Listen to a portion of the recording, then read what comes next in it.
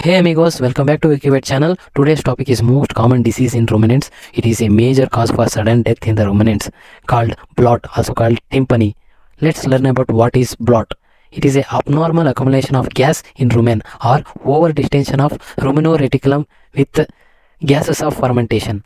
Let's have idea about normal physiology of rumen. On regular fermentation produces 1.2 to 2 liters of gases which contains carbon monoxide and methane, and these gases is expelled out normally. Etiology or causes of bloat. There are two types of bloat. One is primary bloat or frothy bloat or wet or stable bloat, and second is free gas bloat or secondary bloat or dry bloat. First, primary bloat.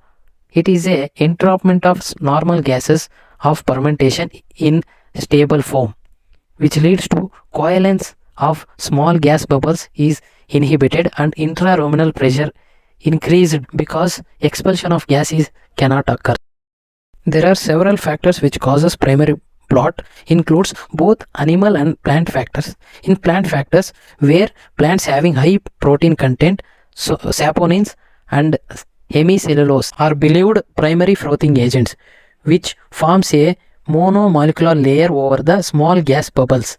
So it unable to combine with other gas bubbles, which prevents normal expulsion of gases. Or in biochemical view, leguminous plants like alfalfa or lucerne or berseem or etc. contains considerable level of pectins. The enzyme called pectin methylesterase, which converts pectin to pectic acid and galacturonic acid, which galacturonic acid acts as a sticky in nature, which increases the viscosity of ruminal fluid and others the food particles in rumen, ultimately prevents the expulsion of gas from the rumen.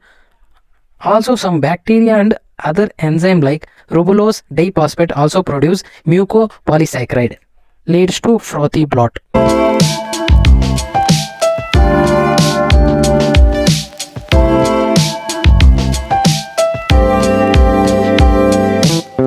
Second, free gas bloat or secondary bloat or dry bloat. It occurs commonly by physical obstruction like potato, apple, turnips, etc., which prevents the expulsion of gas from rumen.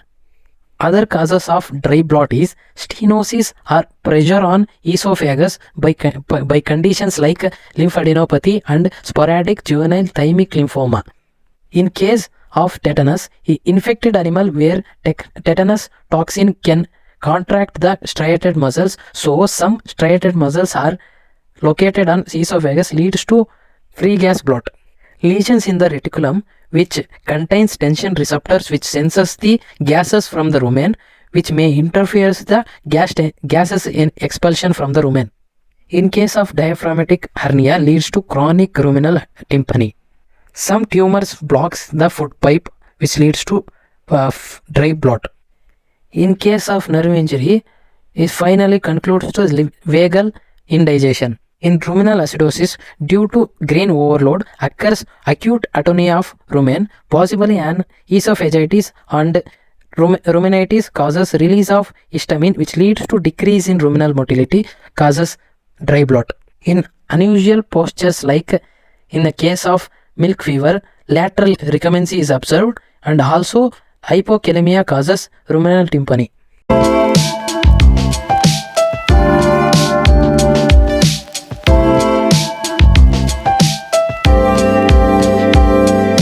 Clinical findings in bloat.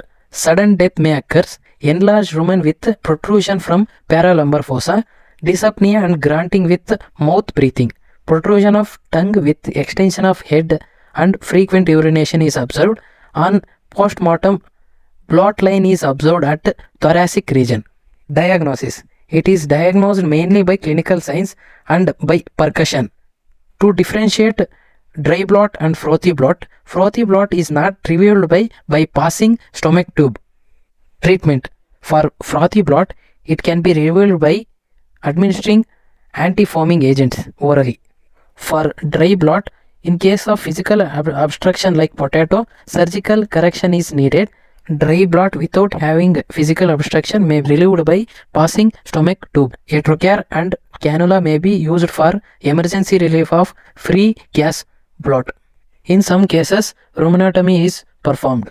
Here the list of anti-foaming agents are vegetable oils like peanut, corn, soybean oils, and mineral oils like paraffin and turpentine oil administered based on body weights. In large ruminants, 250 to 500 ml is given orally. Dialkyl sodium sulfosuccinate, a surfactant which commonly incorporated in oils with dose rate of 1000 mg per orally. Poloxaline at 25 to 50 grams per orally is given emergency conditions. In field conditions, anti-frothing agents like dimethicone, semethicone, chlorpheniramine malate or CPM injected to block histamine release in the tympany. Also given supportive therapy for animals. In traditional method, a neem stick is inserted into mouth of animal and allowed to chew it, which increases the saliva production where saliva reduces the foam formation.